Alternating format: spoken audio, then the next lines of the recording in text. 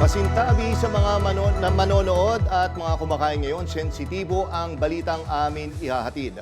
Pinugutan na, tinanggalan pa ng laman loob ang isang senior citizen sa Davao del Norte.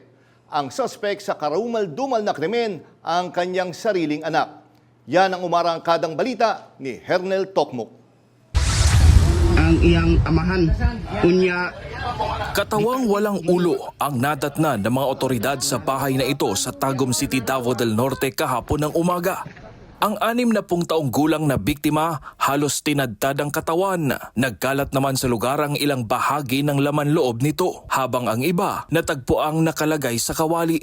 Habang ang ulo ng biktima hindi pa nakikita. Naaresto naman sa lugar ang suspect, ang 41 taong gulang na anak ng biktima. Ang matod pa sa mga silingan na kani si Barles din wala pa mo dugay ko sa ilang balay kung di ay gihapa sa iyang amahan o diha na gihapa sa iyang amahan na natungog sa mga silingan na gigasapan mo diha na asay commotion na nahitabo.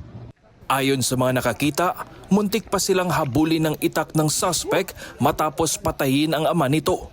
Ilumong taon kayo ang amahan no. Diligid na ingon sila kuan kunahagsamok. Lumabas din sa inisyal na investigasyon na may problema sa pag-iisip ang suspect. Miss, ha? Nahibaw ka ng ano nasamad ka? Maharap ang suspect sa reklamong parricide. Hernel Tokmo, umaarangkada sa pagbabalita.